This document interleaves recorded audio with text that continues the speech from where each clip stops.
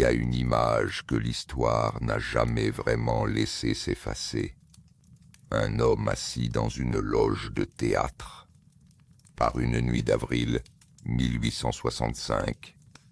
Une nuit de printemps, légère et presque paisible. La guerre qui a déchiré son pays pendant 4 ans touche à sa fin. Des centaines de milliers d'hommes sont morts dans des champs de boue, sous des ciels indifférents, loin de chez eux. Lui a tenu. Il a survécu à tout, à la honte publique, au deuil personnel, aux doutes silencieux, aux insultes de ceux qui le croyaient trop naïf, trop lent, trop simple pour la charge qu'il portait. Il a survécu aux erreurs qui lui ont coûté des années. Aux nuits sans sommeil dans les couloirs de la Maison Blanche, à l'odeur des hôpitaux de campagne remplis de jeunes hommes qui n'avaient pas encore l'âge d'être pères. Ce soir-là, il est épuisé d'une manière que peu d'êtres humains ont jamais connue.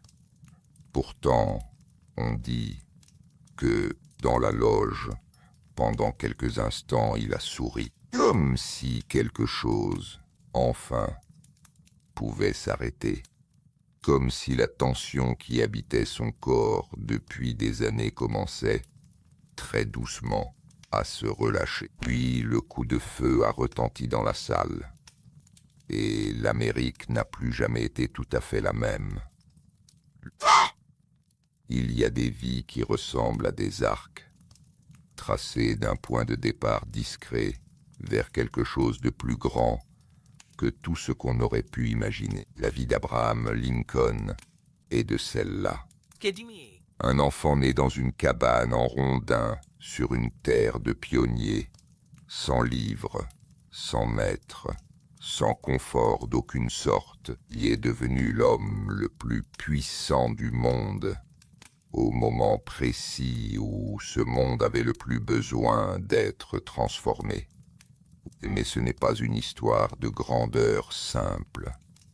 C'est l'histoire d'un homme profondément humain, hanté, fragile par moments, souvent incertain, qui a trouvé dans ses propres failles la matière même de sa force. Et ses voyages nocturnes à travers l'histoire t'aident à trouver un peu de calme au bout d'une longue journée. Prends un moment pour t'abonner à cette chaîne et laisser un commentaire. Ta présence ici, dans le silence de la nuit, compte vraiment. Ces récits sont faits pour toi, pour t'accompagner doucement vers le sommeil, une vie remarquable à la fois. Nous vivons à une époque où les mots liberté, et démocratie et égalité sont invoqués sans cesse, et parfois vidés de leur sens à force d'être répétés. Pourtant, il y a eu un moment, au milieu du XIXe siècle, où ces mots étaient des enjeux réels, mesurés en chair et en sang. Abraham Lincoln n'a pas inventé ces idéaux, mais il a été l'homme qui, au plus grand péril, a refusé de les laisser mourir. Comprendre sa vie et comprendre quelque chose d'essentiel sur la fragilité de ce que les sociétés construisent et sur ce qu'il faut parfois sacrifier pour le défendre.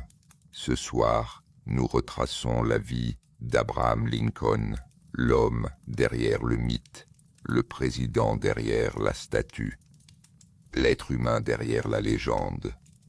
Chapitre 1. L'enfant du bois et du silence, il naquit le 12 février 1809 dans le comté de Hardin, Kentucky, une région de forêt, dense et de chemins de terre qui disparaissait dans la boue à chaque saison des pluies. La cabane dans laquelle il vit le jour mesurait à peine 5 mètres sur 4. Les planchers étaient en terre battue, les murs en rondins grossièrement équarris, les fenêtres sans vitres. En hiver, le vent passait entre les fentes du bois et la famille dormait près du feu pour ne pas geler. Ce n'était pas une pauvreté romantique, celle que l'on décrit parfois avec une certaine nostalgie paysanne. C'était la pauvreté réelle, celle qui use les corps, qui réduit les possibilités, qui fait de chaque journée une négociation avec la survie. Mon père, Thomas Lincoln, était un homme taiseux et dur à la tâche, fermier et charpentier, capable d'abattre des arbres et de construire des clôtures, mais incapable de lire autre chose que son propre prénom. Il n'était pas cruel, mais il n'était pas tendre non plus. Entre lui et son fils, texte, il y aurait toujours une distance difficile à nommer, une incompréhension profonde entre deux êtres qui regardaient le monde différemment et que les mots n'arrivaient jamais tout à fait à combler.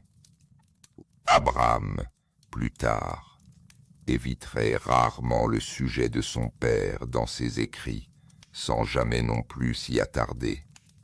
Certains silences en disent plus que les mots. Ta mère, Nancy Hanks, était différente.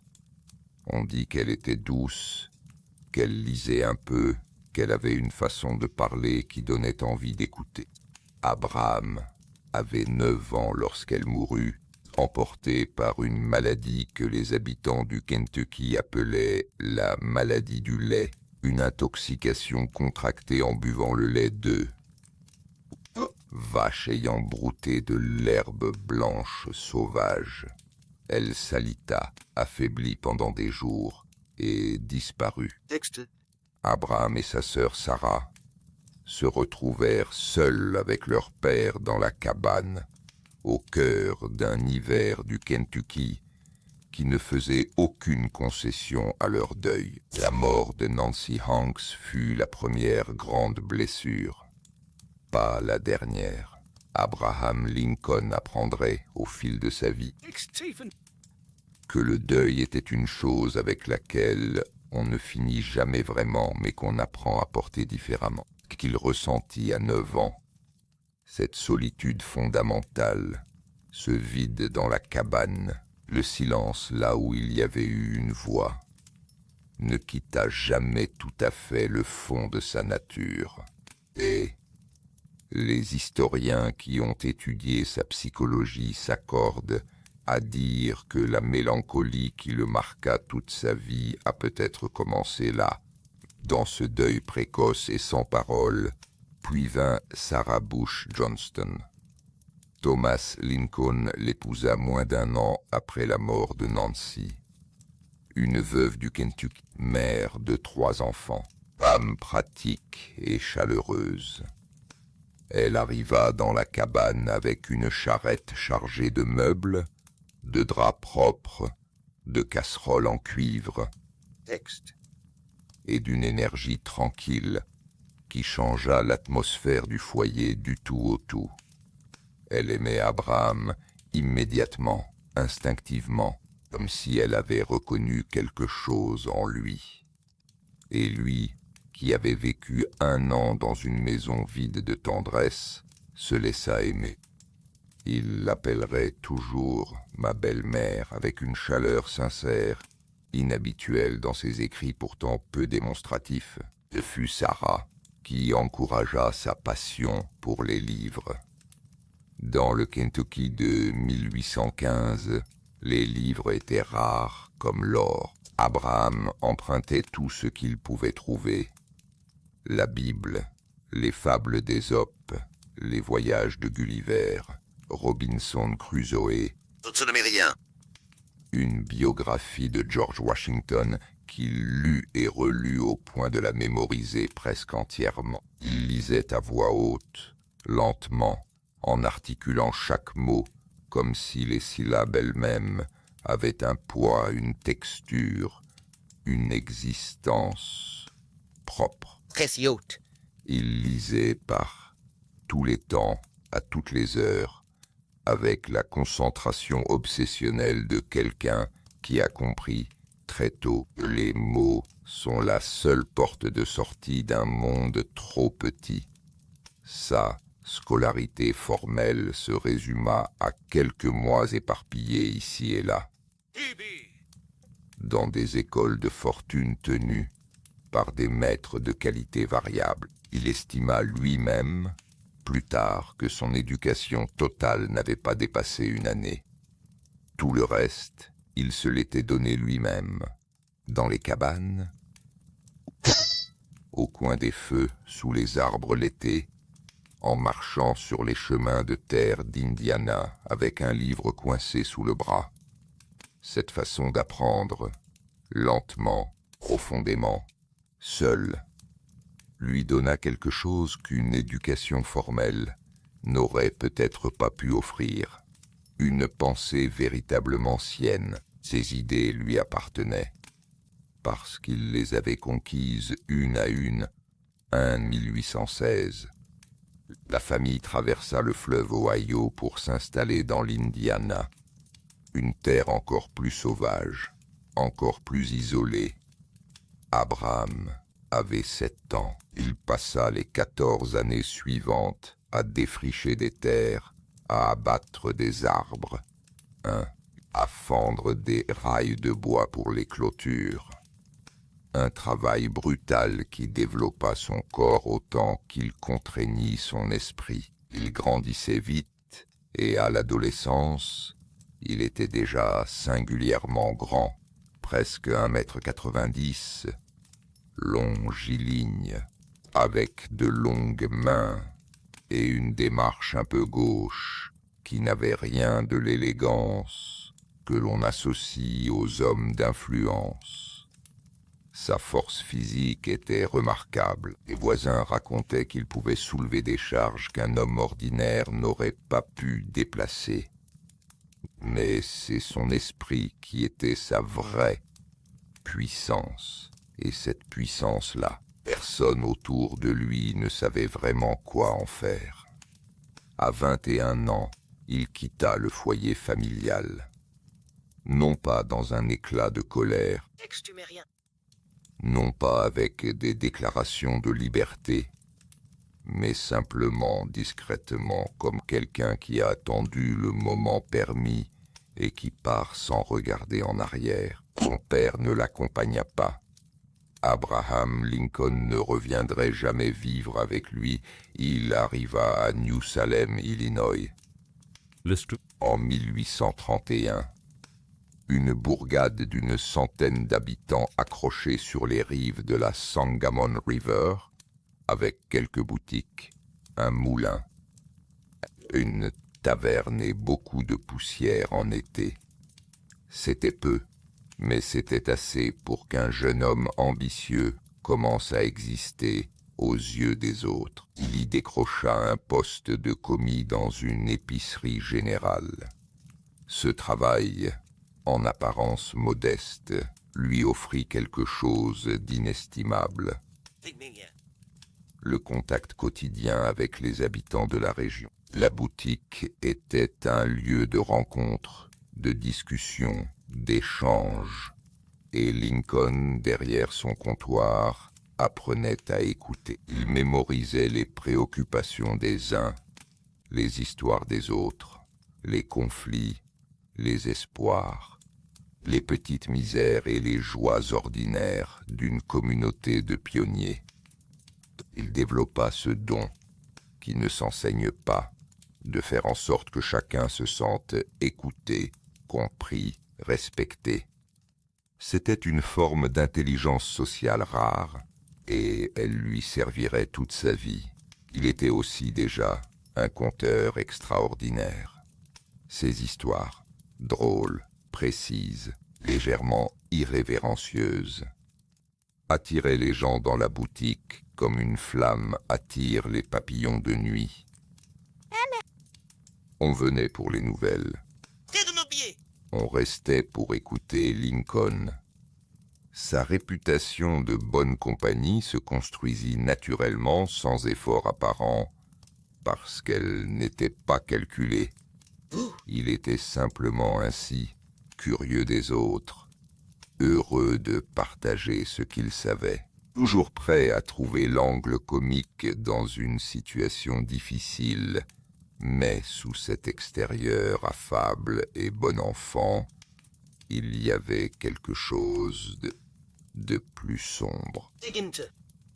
Lincoln souffrait de ce que lui-même appelait, dans ses moments de franchise, les hypocondries, ce que nous reconnaîtrions aujourd'hui comme une dépression profonde. Ce n'était pas une tristesse passagère, c'était quelque chose de constitutif. Une couleur de fond dans laquelle sa conscience baignait par moments, sans préavis. Une lourdeur qui rendait l'existence difficile à habiter. Il avait appris à la masquer derrière l'humour, derrière la politesse, derrière l'activité constante. Mais ceux qui l'observaient de près la voyaient, dans ses yeux gris qui s'assombrissaient parfois, dans les longs silences qui pouvaient s'emparer de lui au milieu d'une conversation, dans la façon dont il pouvait rire fort et sembler profondément seul en même temps. À New Salem, et il se fit élire capitaine d'une compagnie de milices lors de la guerre contre le chef amérindien Black Hawk en 1832. Ce n'était qu'une brève campagne, et Lincoln ne vit aucun combat réel. Les Sumériens. Mais il dit plus tard que cette élection par ses pairs au grade de capitaine fut l'une des satisfactions les plus pures de sa vie. Peut-être parce qu'elle était entièrement méritée par l'estime spontanée de ceux qui le connaissaient. La même année, il se présenta pour la première fois à l'Assemblée législative de l'Illinois. Il perdit, arrivant 8e dans une liste de 13 candidats. Mais dans sa propre circonscription, là où on le connaissait, il reçut 270, 17 voix sur 300. Les gens qui vivaient avec lui, qui lui achetaient du sel et de la farine, l'avaient vu travailler et rire et lire. Ces gens-là le voulaient. C'était un signe. Il retourna à ses livres. Il étudia le droit seul, empruntant des manuels juridiques, les annotant, les relisant, argumentant des cas fictifs dans sa tête pendant qu'il marchait le long de la rivière. En 1836, il obtint sa licence d'avocat. En 1837, il s'installa à Springfield, la nouvelle capitale de l'Illinois, avec, pour tout bagage, une sacoche de livres de droit et quelques dollars empruntés pour acheter un lit. En 1834, entre ces deux dates, il avait déjà été élu à l'Assemblée législative. Cette fois-ci, il avait gagné. Simplement, sans discours enflammé, sans programme compliqué, en serrant des mains, en visitant chaque famille du comté, en parlant aux gens de ce qui les concernait vraiment. Il avait compris instinctivement que la politique n'est pas d'abord une affaire d'idées, c'est d'abord une affaire de confiance. Et la confiance se gagne dans les détails, dans la présence, dans la cohérence entre ce qu'on dit et ce qu'on est. Le soir d'élection de 1834, dans une taverne de New Salem, Lincoln avait 25 ans. Il était grand, mal habillé, sans argent et sans nom de famille illustre. Mais il avait gagné. Et quelque chose dans la façon dont il le reçut, sans triomphe excessif, avec une satisfaction tranquille, disait qu'il savait déjà que ce n'était qu'un début. L'enfant du bois et du silence avait commencé à parler, et le monde, doucement, commençait à l'entendre. Chapitre 2. L'homme des contradictions, l'amour, la loi et l'ombre.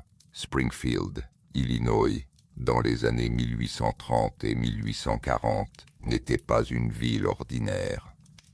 C'était une ville en train de se construire, des rues boueuses en hiver, poussiéreuses en été, et maisons en bois mêlées à quelques bâtiments en briques qui portaient une ambition encore incertaine. La prairie commençait là où les dernières barrières de jardin s'arrêtaient, et au-delà, il n'y avait que le ciel immense de l'Illinois et l'herbe qui pliait dans le vent.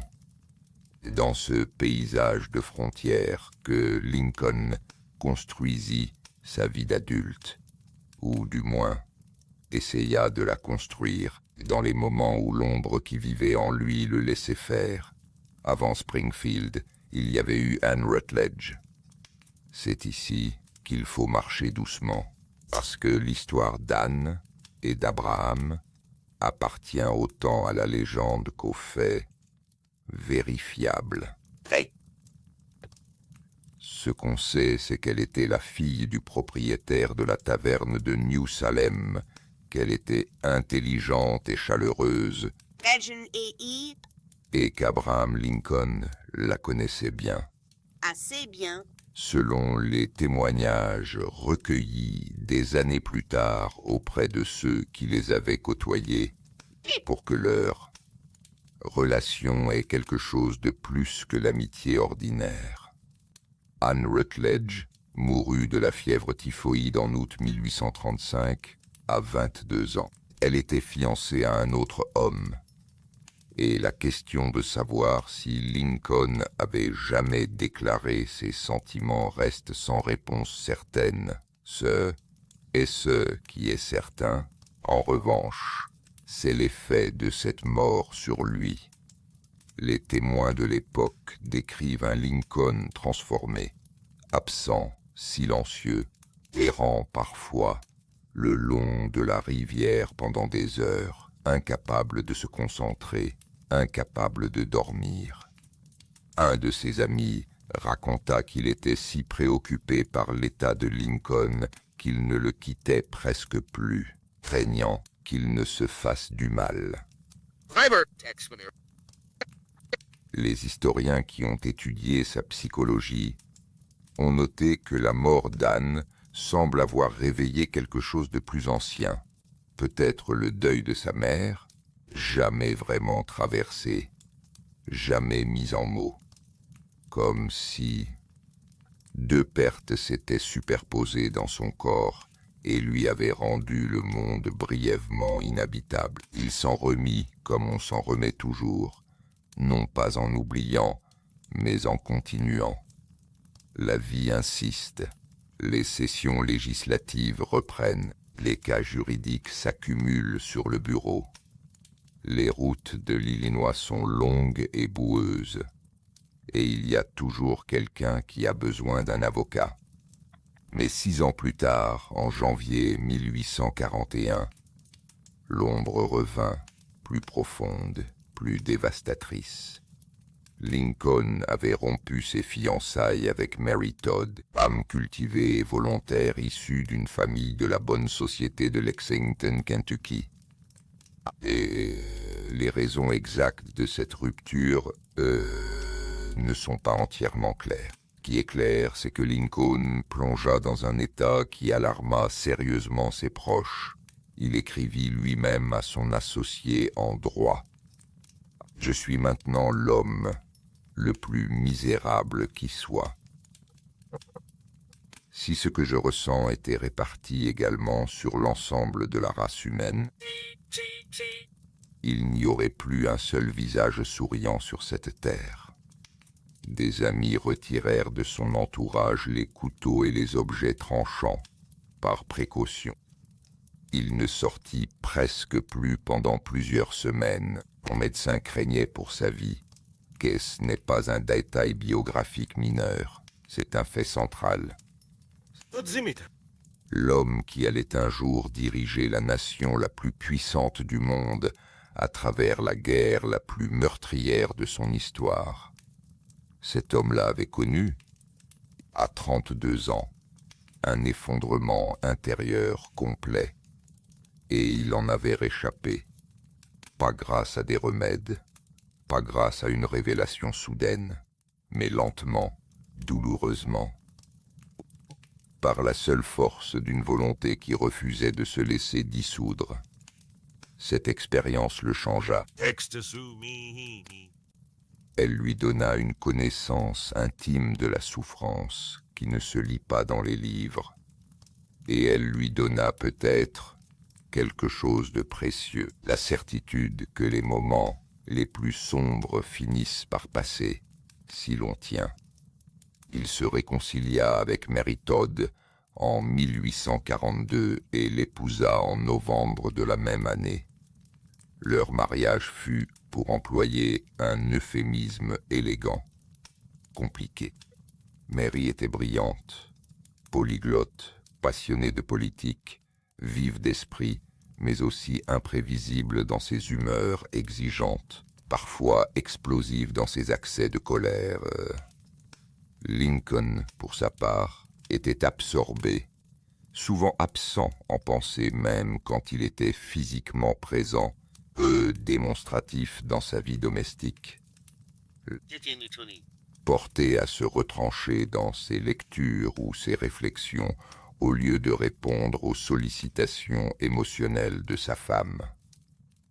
Ils se blessèrent mutuellement de 1000 façons ordinaires pendant des années. Et pourtant, quelque chose tenait. Une admiration mutuelle, peut-être, une dépendance réelle, profonde, que ni l'un ni l'autre n'aurait su nommer facilement. Ils eurent 4 fils. Robert l'aîné, qui survivrait à tous les autres. Edward, mort à 3 ans d'une tuberculose. William Willie, adoré de son père. Et Thomas, surnommé Tad, le plus jeune, espiègle et tendrement aimé. La famille Lincoln s'installa dans une maison de bois à 1 étage et demi, au coin de 8e, et Jackson, à Springfield. Une maison modeste qui grandirait avec eux au fil des années, que Mary redécorerait avec soin à mesure que leur situation s'améliorait. C'est là qu'Abraham Lincoln rentrait, le soir, après avoir parcouru les routes de l'Illinois à cheval, pour plaider des affaires devant des juges de comté. C'est là qu'il lisait, que ses enfants grimpaient sur lui, que Mary lui servait de la soupe chaude ou lui reprochait son manque d'attention, selon les humeurs du foyer, car Lincoln était avant tout, dans ses années de Springfield, un avocat de circuit. Ce métier, plaider dans les petites villes d'Illinois, au fil des sessions itinérantes des tribunaux, lui convenait parfaitement. Il voyageait pendant des semaines, partageant des chambres d'auberge avec d'autres avocats, plaidant des affaires de propriété, de contrats, de succession, de crimes ordinaires. Il était bon, très bon, en réalité. Sa réputation grandit rapidement. Il représentait des chemins de fer, des banques, des fermiers, des veuves. Il défendait autant qu'il accusait. Il était un avocat de la profession, au sens plein du terme, pragmatique, efficace, capable de comprendre des questions techniques complexes et de les rendre claires pour un jury de paysans illinoisiens. Le pragmatisme juridique nourrissait également sa position sur l'esclavage. Et c'est là que la contradiction, au cœur de sa nature, se révèle le plus clairement. Lincoln détestait l'esclavage. Ce n'est pas une invention romantique des biographes ultérieurs. Il l'avait dit, écrit, exprimé de multiples façons depuis son adolescence. Il avait vu des esclaves enchaînés sur les rives du Mississippi lors de ses voyages en bateau vers la Nouvelle-Orléans, et ce spectacle l'avait troublé viscéralement. Il croyait profondément que tous les hommes avaient droit à la liberté et aux fruits de leur travail. C'était pour lui un principe non négociable, tiré directement de la déclaration d'indépendance qu'il connaissait par cœur. Et pourtant, en 1847, il accepta de défendre un propriétaire d'esclaves du nom de Matson, qui tentait de récupérer des esclaves fugitifs en Illinois. L'affaire Matson reste l'une des plus troublantes de sa carrière juridique. Pourquoi Lincoln l'accepta-t-il? Les historiens ont débattu cette question pendant des décennies. Peut-être parce qu'il croyait que la loi devait être respectée, même lorsque la loi était injuste et que sa fonction d'avocat était de défendre son client, pas de juger sa cause. Peut-être parce qu'en 1847, il ne voyait pas encore comment combattre l'esclavage autrement que par des voies légales et politiques lentes et frustrantes. Il perdit le procès, de toute façon. Mais le fait qu'il l'ait accepté dit quelque chose d'important sur la nature de sa contradiction. C'était un homme qui croyait en la loi comme instrument de la justice, même quand la loi elle-même était l'obstacle. Cette tension entre la conviction morale et la contrainte juridique et politique allait définir les 2 décennies suivantes de sa vie. Elle n'était pas de la lâcheté, elle était de la lucidité sur les limites du possible à un moment donné, mais elle lui coûtait quelque chose. Intérieurement, en silence, en 1846, il fut élu au Congrès américain, seul représentant républicain de l'Illinois, membre de la Chambre à Washington, pour un unique mandat de 2 ans. Il y arriva plein d'intentions et en repartit quelque peu désillusionné. La prise de position courageuse contre la guerre du Mexique, qu'il jugea illégitime et provoquée par le gouvernement américain, fut impopulaire dans son propre État. Elle ne lui coûta pas sa carrière, mais elle lui coûta son avenir immédiat en politique. De retour à Springfield, en 1849, il reprit le droit à plein temps, représentant des chemins de fer en pleine expansion, devenant progressivement l'un des avocats les plus demandés d'Illinois. Il avait l'air d'un homme qui avait renoncé à la politique, mais ce n'était pas tout à fait vrai. Sous la surface, quelque chose attendait, et l'histoire prépare parfois ses instruments sans les prévenir. Elle les laisse croire qu'ils ont trouvé leur place ordinaire, et puis elle frappe, et le monde change de forme autour d'eux. La frappe allait venir. Elle portait le nom d'une loi et d'un rival. Chapitre 3. La maison divisée. Le duel avec Douglas et l'appel de l'histoire. En mai 1854, le Congrès américain adopta la loi Kansas-Nebraska, rédigée par le sénateur Stephen A. Texte sumérien.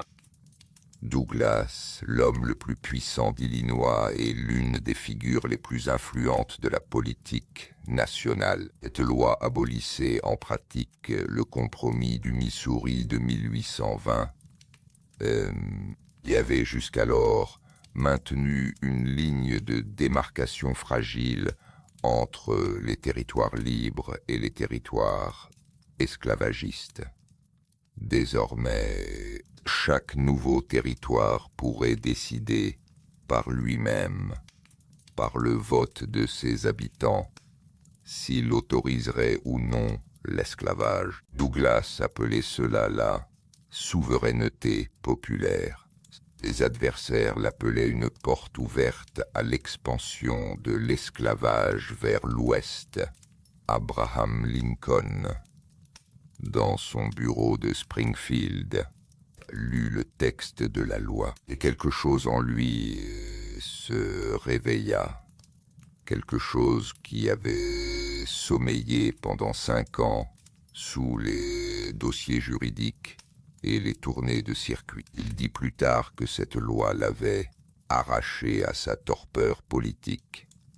Ce n'était pas une formulation rhétorique, c'était une description précise. La loi Kansas-Nebraska avait fait ce que rien d'autre n'avait su faire. Elle lui avait montré que le statu quo qu'il s'était résigné à accepter était en train de se transformer en quelque chose de bien plus sombre. Ça a sillonné l'Illinois pour parler dans des salles de comté, sur des places de marché, devant des foules parfois hostiles. Il affinait sa pensée au fil des discours, cherchant la formulation exacte qui rendrait visible ce que tant de ses contemporains refusaient de voir que l'esclavage n'était pas simplement une question d'économie sudiste, ni une affaire locale à régler par des votes locaux. C'était une question morale, et les questions morales ne se règlent pas par des compromis infinis. Stephen Douglas était son contraire en presque tout. Petit, trapu, énergique, avec une voix qui portait comme un tonnerre une assurance de tribun et un talent redoutable pour tourner les arguments à son avantage. On le surnommait le petit géant. Il avait la machine politique du Parti démocrate derrière lui, une réputation nationale, et l'aisance de celui qui n'a jamais douté de sa propre valeur. Face à lui, Lincoln était grand, anguleux, mal à l'aise dans sa mise, avec une voix haute et légèrement nasillarde qui surprenait ceux qui l'entendaient pour la première fois avant que les mots qu'elle portait ne les emportent. Ils avaient des histoires entremêlées, ces deux hommes. Ils s'étaient connus jeunes, tous deux dans la sphère politique de Springfield, dans les années 1830. Douglas avait même un temps courtisé Mary Todd avant qu'elle ne choisisse Lincoln, et ils étaient des rivaux de longue date. Mais leur rivalité allait atteindre, en 1858, une dimension que ni l'un ni l'autre n'avait sans doute entièrement anticipée. Cette année-là, Lincoln remporta l'investiture républicaine pour tenter de déloger Douglas du Sénat américain, et il prononça, devant la convention de son parti, un discours qui allait entrer dans l'histoire. Le 16 juin 1858, debout dans la salle du Capitole de l'État à Springfield, il dit ces mots que le monde entier connaît maintenant, mais qui résonnèrent alors comme une provocation à la fois claire et audacieuse. A house divided against itself cannot stand. Une maison divisée contre elle-même ne peut pas tenir. Gouvernement, dit-il, ne peut pas durer éternellement à moitié esclavagiste et à moitié libre. Il ne s'attend pas à ce que la maison s'effondre, mais il s'attend à ce qu'elle cesse d'être divisée. Elle deviendra tout l'un ou tout l'autre. Ses amis, avant le discours, lui avaient supplié de ne pas prononcer ces mots. Trop radical, lui disait-il, trop direct. Cela effrayerait les modérés. Lincoln avait écouté leurs conseils, puis avait sorti ses notes de sa poche et avait dit la chose qu'il croyait vraie, parce qu'il avait appris Dans ces années de droit et de politique, la première règle d'une bonne argumentation est de ne jamais commencer par un mensonge. Même un mensonge bien intentionné, même un mensonge commode. Les débats qui suivirent, 7 au total, dans cette ville d'Illinois, de la fin août à la mi-octobre 1858, constituent l'un des moments les plus extraordinaires de l'histoire politique américaine. On les a appelés les Lincoln-Douglas Debats, et rien dans ce nom sobre ne rend compte de ce qu'ils furent réellement. Des milliers de personnes se déplaçaient pour les entendre, par chariot, à cheval, à pied, traversant des miles de prairies sous une chaleur parfois accablante, où dans un vent d'automne mordant, il n'y avait pas de microphone. Les orateurs projetaient leur voix sur des foules de plusieurs milliers de personnes qui se tenaient debout, souvent pendant des heures, sans autre distraction que les mots. Douglas attaquait fort.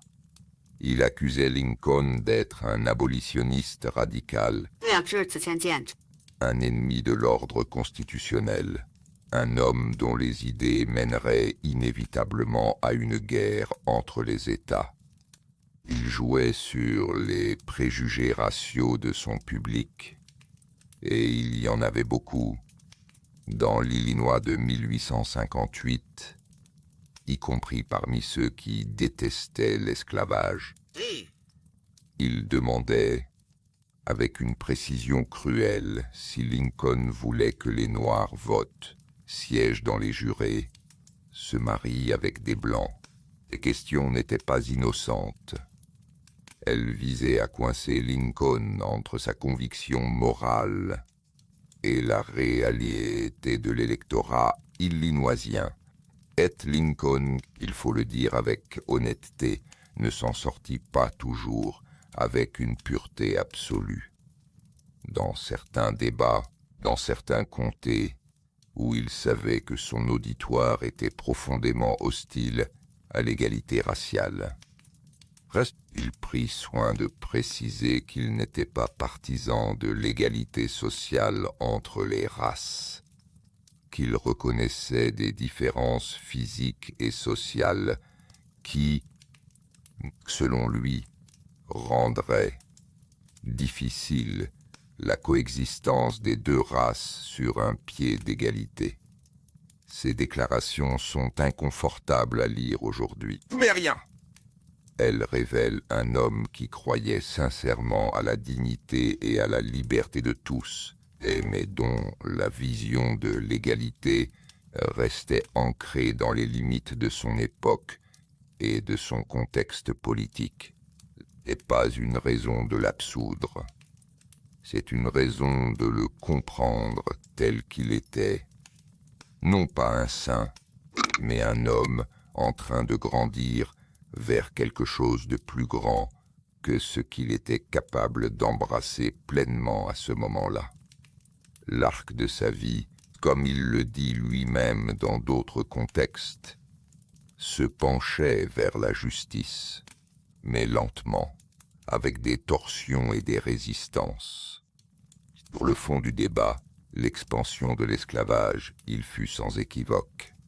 L'esclavage est un mal moral, dit-il, et ce mal ne doit pas se répandre.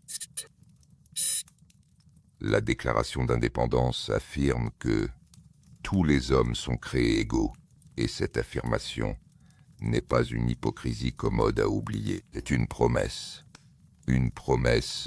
que la nation n'a pas encore tenue, mais une promesse qui engage, au terme de ces semaines de débats épuisants. Lincoln perdit l'élection. Les démocrates remportèrent la majorité à la législature de l'Illinois, qui désigna Douglas comme sénateur à 54 voix contre 46. Lincoln écrivit à un ami que c'était comme un coup de pied dans le ventre, douloureux mais qu'il vivrait. Il vivrait, et il avait gagné quelque chose d'infiniment plus précieux qu'un siège au Sénat. Il avait gagné la reconnaissance nationale. Journaliste qui avait couvert les débats pour les grands journaux de l'Est avait rapporté ses mots, analysé ses arguments, projeté son nom au-delà de l'Illinois pour la première fois. Dans les cercles républicains de New York, de Boston, d'Ohio, on commençait à prononcer son nom avec intérêt. Dans les 2 années qui suivirent, Lincoln multiplia les discours à travers le Nord et le Midwest. Il peaufinait sa pensée, affinait ses arguments, s'établissait comme la voix d'un républicanisme modéré mais moralement ancré.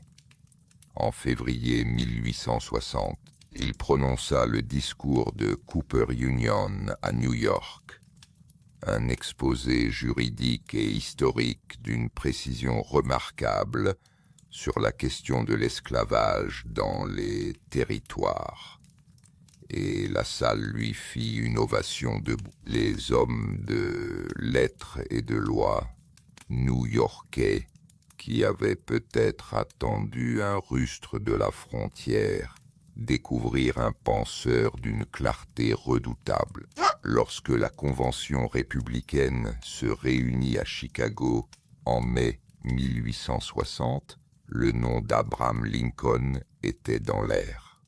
Il n'était pas le favori au premier tour, mais il n'avait pas d'ennemis sérieux, ce qui, en politique, vaut souvent plus que des admirateurs passionnés. À l'issue du 3e tour de vote, Abraham Lincoln, ancien représentant d'un mandat, avocat de Springfield, fils de pionnier sans instruction formelle, fut désigné candidat républicain à la présidence des États-Unis. Il apprit la nouvelle chez lui, à Springfield, entouré d'amis et de curieux. On dit qu'il rentra à la maison à pied ce soir-là, seul dans la nuit douce du printemps de l'Illinois, et dit en entrant: « Il y a une petite femme dans cette maison qui va vouloir entendre cette nouvelle. » L'histoire venait de frapper à sa porte, et cette fois, il n'y avait plus de raison d'attendre. Chapitre 4. Le fardeau du monde, la guerre, l'émancipation et le prix de la grandeur. Le 6 novembre 1860, Abraham Lincoln fut élu 16e président des États-Unis sans avoir remporté un seul État du Sud, sans même figurer sur les bulletins de vote dans la plupart d'entre eux. La victoire était arithmétique, pas nationale, et le Sud l'avait compris avant même que les résultats soient définitifs. Dans les semaines qui suivirent, la Caroline du Sud convoqua une convention d'État et vota la sécession. Avant l'inauguration de Lincoln, en mars 1861, 10 autres États du Sud avaient suivi.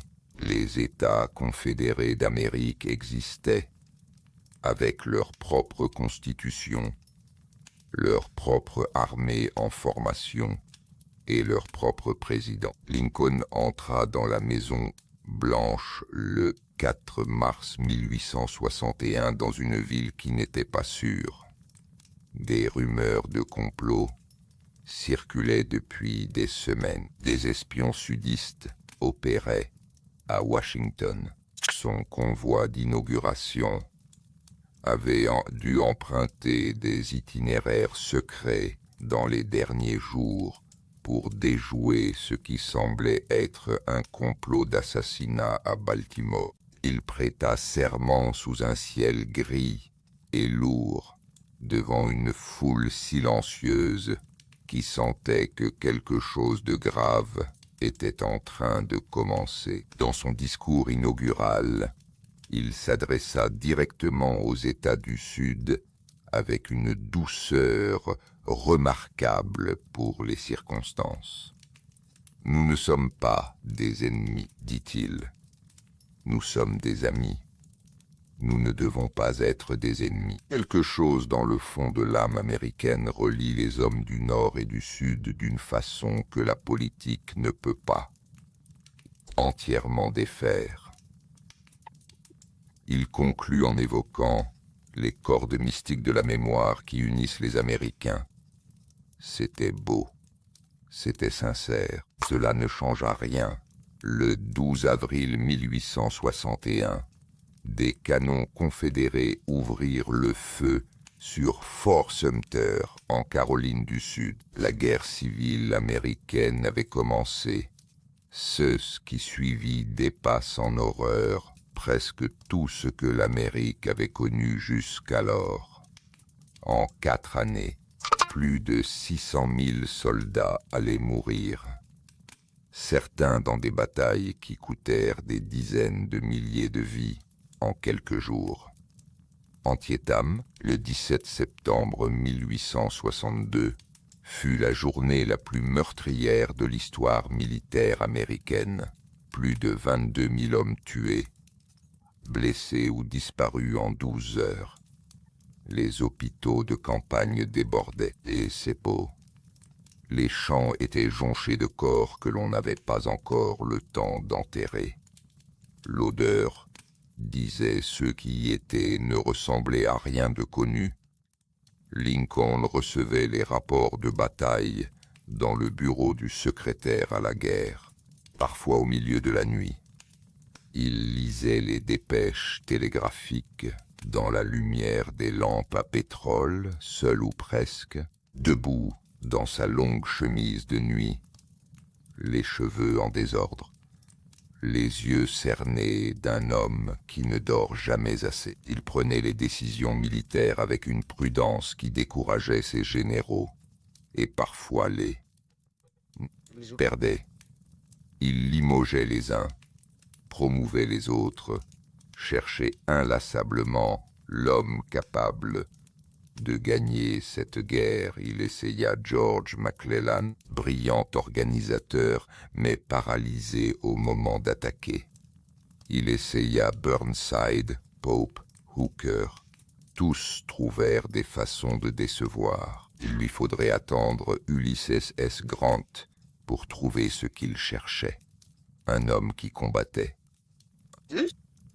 Gouverner en temps de guerre est une épreuve qui teste non seulement les décisions, mais le caractère. Lincoln fut accusé de tout, de tyranniser les libertés civiles, en suspendant l'habeas corpus pour les suspects de trahison, et d'être trop lent sur la question de l'esclavage, d'être trop radical sur la même question selon d'autres, d'être incompétent, de se cacher derrière des blagues pour éviter les sujets sérieux, d'être un dictateur, d'être un faible. Les journaux du Nord l'insultaient avec une créativité qui n'a guère de leçons à recevoir de notre époque. Il lisait parfois ses articles, il n'y répondait presque jamais directement. Il continuait. Et puis, au cœur de ce chaos de la gouvernance en guerre, il y eut William Wallace Lincoln, dit Willie, avait 11 ans en février 1862, était l'enfant préféré d'Abraham. Peut-être parce qu'il lui ressemblait davantage que les autres. Curieux, doux, aimant les livres, capable de s'asseoir et d'écouter son père pendant des heures. Willie contracta une fièvre dans les premières semaines de 1862, une fièvre qui vira bientôt à la fièvre typhoïde, probablement attrapée dans l'eau contaminée qui alimentait la Maison-Blanche depuis les marécages proches du Potomac. Pendant plusieurs semaines, il lutta. Lincoln venait dans sa chambre aussi souvent que les obligations présidentielles le permettaient. Il s'asseyait au bord du lit, tenait la main de son fils. Willie mourut le 20 février 1862. Il était l'heure de l'après-midi, et la lumière d'hiver entrait obliquement par les fenêtres de la chambre blanche. Lincoln sortit de la pièce, alla chercher son secrétaire Nikolai et lui dit d'une voix qui n'était plus tout à fait la sienne: « Mon fils est mort. » Puis il retourna dans la chambre et resta seul avec le corps de Willie pendant un long moment que personne n'interrompit. Mary Todd ne se remit jamais vraiment de la mort de Willie. Elle porta le deuil pendant des mois, refusa de recevoir des invités, et la Maison-Blanche, ce lieu de pouvoir et de représentation, prit des airs de maison hantée. Lincoln souffrit différemment, en continuant, parce qu'il n'avait pas le choix, parce que la guerre ne s'arrêtait pas pour laisser un père pleurer son fils. Il prit l'habitude de se lever tôt le jeudi matin, l'heure à laquelle Willie était mort, et de rester seul pendant un moment dans un silence qui n'avait pas besoin d'explication.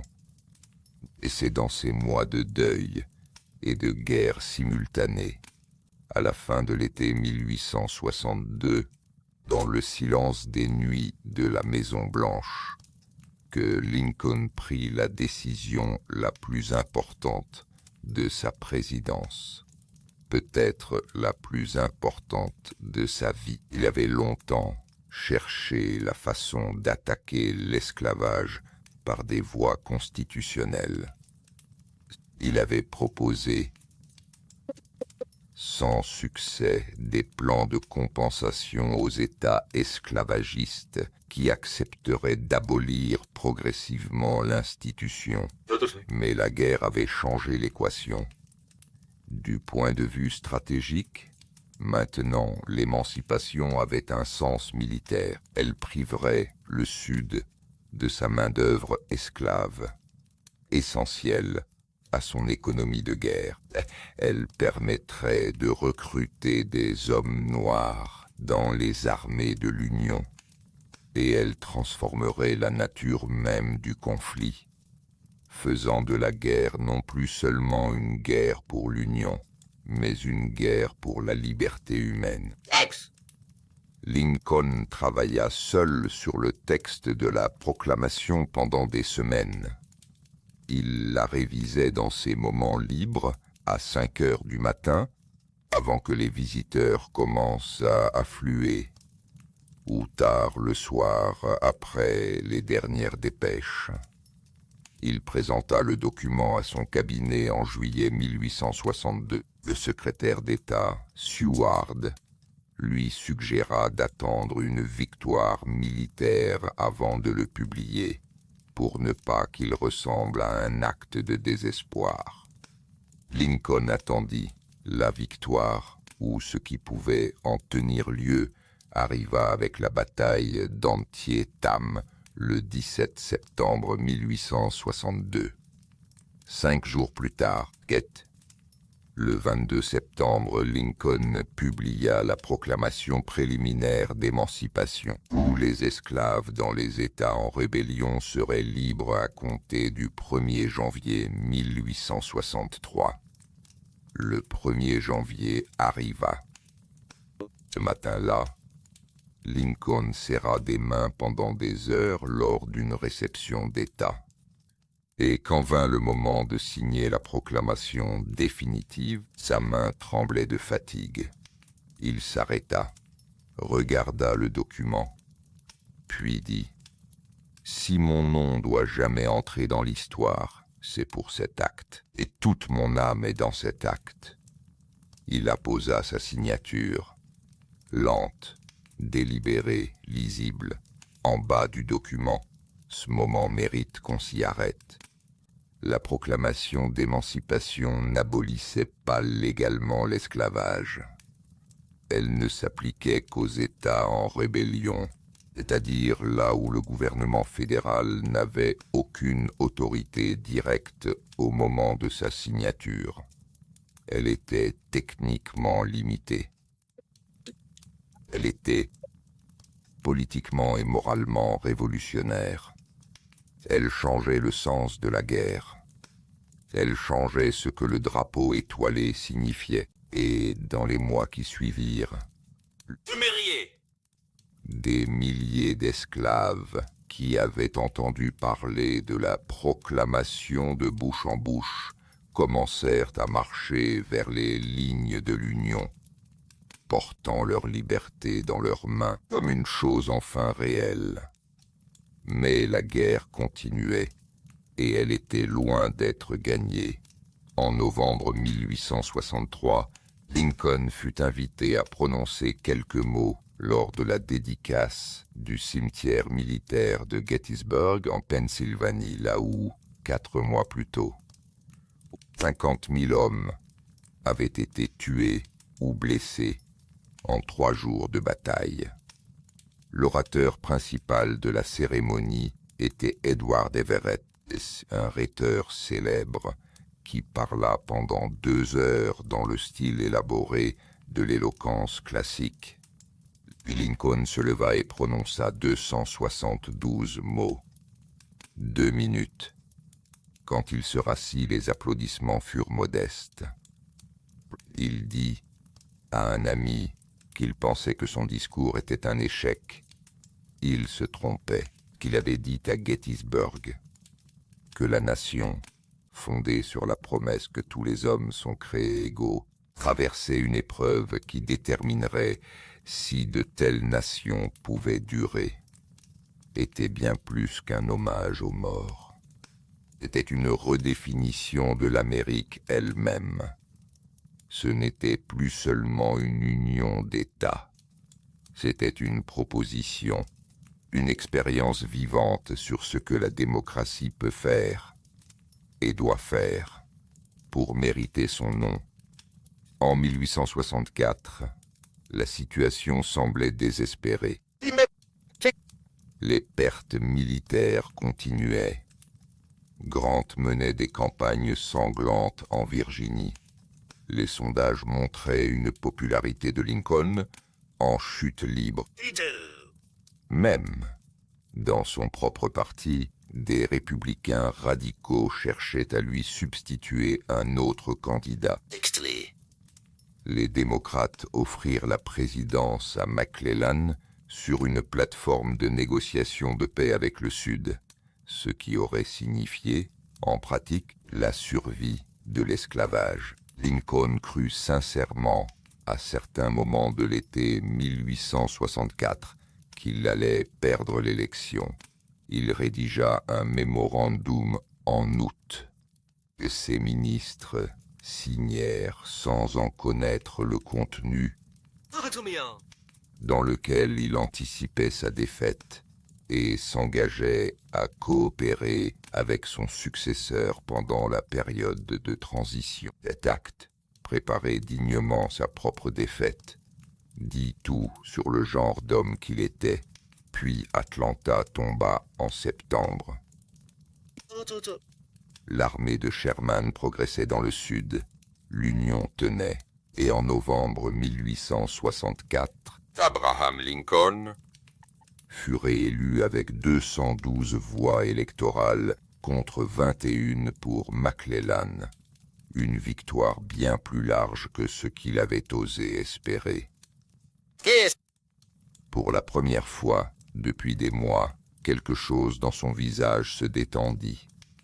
Mais il savait ce qui restait à faire, le prix de tout cela, la guerre, l'émancipation, les nuits sans sommeil, les décisions impossibles, la mort de Willie, le deuil de Mary. La haine de la moitié du pays était inscrite sur son visage d'une façon que les portraits de l'époque rendent avec une précision presque douloureuse. Les photographies de Lincoln, prises en 1865, et celles de 1860 montrent 2 visages différents. Dans les premières, un homme mûr mais encore relativement intact. Dans les dernières, un homme usé, pas brisé, mais profondément, irrémédiablement traversé. Les rides creuses, les yeux enfoncés, les joues effondrées. La grandeur avait eu son prix, et il l'avait payé, sou par sou, nuit après nuit. Chapitre 5. Avec bienveillance envers tous. La fin et l'écho sans fin le 4 mars 1865. Abraham Lincoln se leva sous un ciel bas et menaçant pour prononcer son deuxième discours inaugural. La guerre n'était pas encore terminée. Il restait plusieurs semaines de combat.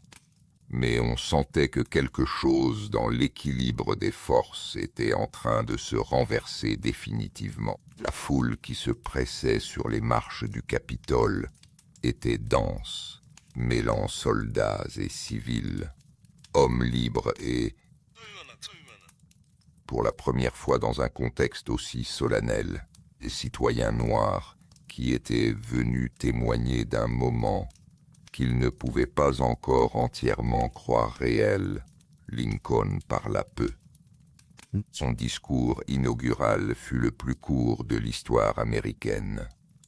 700 mots, à peine. Chaque mot avait été pesé avec la précision d'un orfèvre travaillant sur quelque chose de précieux et de fragile. Il ne triompha pas, il ne se félicita pas, il ne blâma pas le Sud.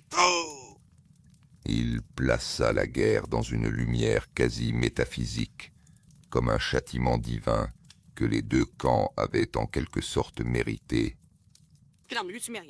pour avoir laissé l'esclavage s'enraciner et prospérer pendant des siècles, avec la malveillance de personne, avec la bienveillance pour tous. With malice toward none, with charity for all. Tels furent ces mots pour conclure. Soigner les blessures de la nation, prendre soin de ceux qui avaient combattu, faire tout ce qui pouvait apporter une paix juste et durable. Frederick Douglass, l'ancien esclave devenu l'intellectuel abolitionniste, le plus influent d'Amérique. L'homme qui avait critiqué Lincoln pendant des années pour sa lenteur et ses compromis se trouvait dans la foule ce jour-là.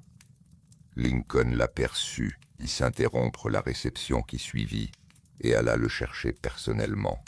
« Douglas, dit-il, j'ai vu votre visage dans la foule pendant que je parlais. Qu'avez-vous pensé de mon discours ?» Douglas répondit qu'il ne pouvait pas attarder sa réponse ici, qu'on attendait le président. Lincoln insista. « Je ne veux l'avis de personne autant que le vôtre. » Douglas dit. « Monsieur Lincoln, c'était un discours sacré. » Lincoln sourit, un sourire fatigué, sincère. « Je suis content que vous ayez dit cela. » C'était le début d'avril. L'armée de Lee se désintégrait. Richmond, la capitale confédérée, tomba le 3 avril. Lincoln s'y rendit 2 jours plus tard, marchant dans les rues dévastées de la ville, entouré de soldats noirs de l'Union qui le saluaient avec une émotion que les témoins de la scène n'oublièrent jamais. Des esclaves libérés coururent vers lui, s'agenouillèrent, tendirent les mains. Lincoln leur demanda de ne pas s'agenouiller, de ne s'agenouiller que devant Dieu. Il pleurait, lui aussi, ou quelque chose d'aussi proche que pouvait l'être une larme sur un visage aussi retenu que le sien, le 9 avril, le général Robert E. Lee signa la reddition à Appomattox. La guerre civile américaine était, pour l'essentiel, terminée. Washington s'illumina de feux d'artifice. Les gens chantaient dans les rues. Lincoln, à la Maison-Blanche, Se laissa aller pendant quelques instants à quelque chose qui ressemblait à de la joie. La joie épuisée de quelqu'un qui a porté un poids écrasant pendant trop longtemps pour être certain d'avoir bien survécu à son soulèvement. Dans ces derniers jours, il parla à ses proches de ses rêves. Il avait, depuis longtemps, accordé une attention particulière à ses songes. Peut-être parce qu'il semblait parfois lui dire des choses que la veille dissimulait. Il leur raconta un rêve récurrent.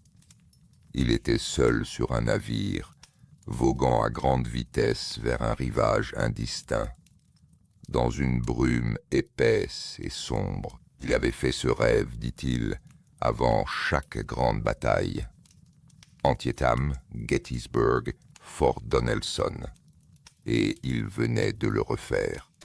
Le 11 avril 1865, 3 jours avant sa mort, il prononça depuis la fenêtre de la Maison-Blanche un discours à la foule rassemblée pour célébrer la victoire. Dans ce discours, il évoqua pour la première fois publiquement la possibilité d'accorder le droit de foi, publiquement la possibilité d'accorder le droit de vote à certains hommes noirs, notamment ceux qui avaient servi dans les armées de l'Union. C'était une avancée prudente, mesurée, dans le style qui lui était propre.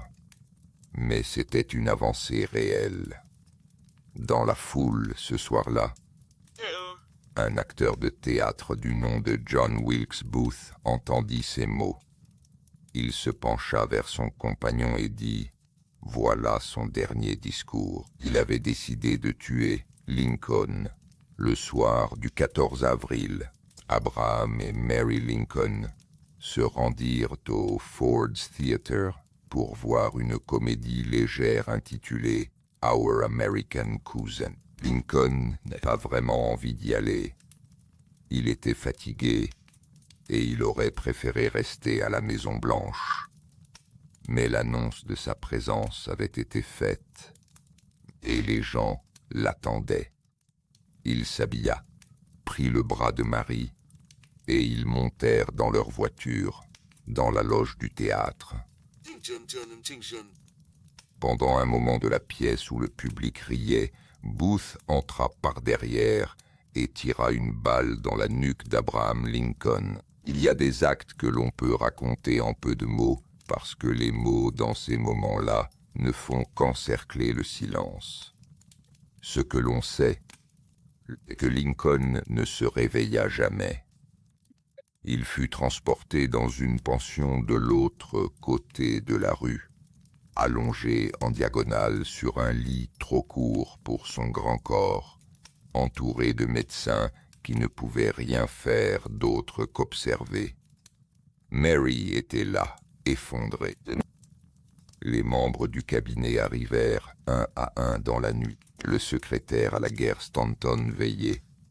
À 7h22 du matin, le 15 avril 1865, Abraham Lincoln mourut. Il avait 56 ans. Stanton, à son chevet, prononça l'une des phrases les plus citées de toute l'histoire américaine. Il appartient désormais aux âges. Ce qui vint après fut complexe, d'une façon que Lincoln lui-même aurait peut-être prévu. La douleur qui se répandit dans le Nord fut immédiate, massive, sincère. Son cercueil voyagea en train pendant 12 jours à travers 7 États, de Washington jusqu'à Springfield, et des millions d'Américains se pressèrent le long des voies ferrées pour le voir passer dans la nuit à la lueur des torches. Il y avait là quelque chose de primitif et de profond, le besoin de voir, de confirmer, de rendre hommage à un être dont la présence avait structuré 4 années de vie nationale. Mais sa mort ouvrit aussi un vide qu'aucun de ses successeurs ne sut combler de la même façon. Andrew Johnson, qui lui succéda, n'avait ni sa vision, ni son autorité morale. La Réconstruction, la tentative de réintégrer le Sud dans l'Union, tout en protégeant les droits des anciens esclaves, fut une tragédie progressive, lente, semée d'illusions et d'abandon. Les droits civiques que l'émancipation avait rendus théoriquement possibles furent systématiquement démantelés dans les décennies qui suivirent. L'Amérique post-Lincoln n'était pas l'Amérique que Lincoln avait peut-être imaginée dans ses moments les plus espérants. Et pourtant, son image survécut. Elle survécut en se transformant, en étant revendiquée, contestée, réinterprétée par chaque génération selon ses propres besoins. Frédéric Douglass, qui l'avait critiqué, finit par le défendre comme l'homme le plus progressiste, le plus humain, le plus honnête des hommes politiques américains. Le mouvement des droits civiques des années 1950 et 1960 s'appuya sur son héritage. Martin Luther King prononça son discours le plus célèbre devant le Lincoln Memorial en 1963, 100 ans après la proclamation d'émancipation, appelant la nation à tenir enfin la promesse que Lincoln avait ébauchée. D'autres le rejetèrent. Malcolm X lui reprochait d'avoir fait plus pour tromper les Noirs que pour les libérer. Les libertariens du Sud continuaient à le voir comme le tyran qui avait piétiné la souveraineté des États. C'est un débat n'est pas clos. Qui? Il ne le sera sans doute jamais entièrement. Et c'est peut-être là le signe le plus certain qu'Abraham Lincoln touche à quelque chose de réel, quelque chose qui concerne non seulement l'Amérique, mais la question universelle de savoir comment les sociétés traitent ceux qu'elles ont décidé d'exclure et ce qu'il en coûte, en vie, en temps, en sang, de corriger cette exclusion. Le Lincoln Memorial, inauguré à Washington en 1922, représente Lincoln assis, un géant de marbre blanc, serein, les mains posées sur les accoudoirs, regardant vers le Washington Monument et la ville derrière. Ces discours sont gravés dans le marbre des murs qui l'entourent. Le discours de Gettysburg est le second discours inaugural. Ils sont là, Dans la pierre, des mots choisis pour durer, par un homme qui avait compris que les mots sont parfois la seule chose qui survive à la chair. Un 1963. Mérian. Marian Anderson avait déjà chanté là en 1939 après qu'on lui eut refusé l'accès à une salle de concert à cause de sa race. Martin Luther King cita à nouveau debout et dit « I have a dream ». Et en 2009, Barack Obama, premier président noir des États-Unis, prêta serment dans une Amérique qui avait mis 144 ans à honorer, au moins partiellement. Ce que le coup de crayon du 1er janvier 1863 avait commencé d'écrire, Lincoln avait changé l'Amérique.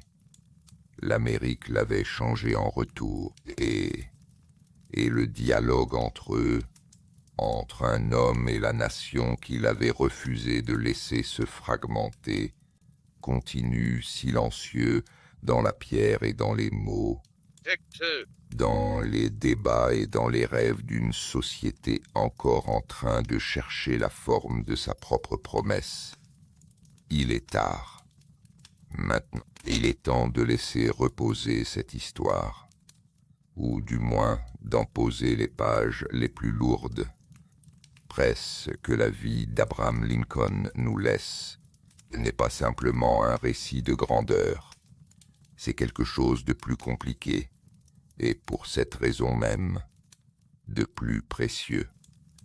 C'est l'histoire d'un homme qui a grandi dans le silence et la pauvreté, et qui a fait de ce silence l'espace dans lequel sa pensée a pris racine. C'est l'histoire d'un homme qui a connu la mélancolie comme d'autres connaissent l'air.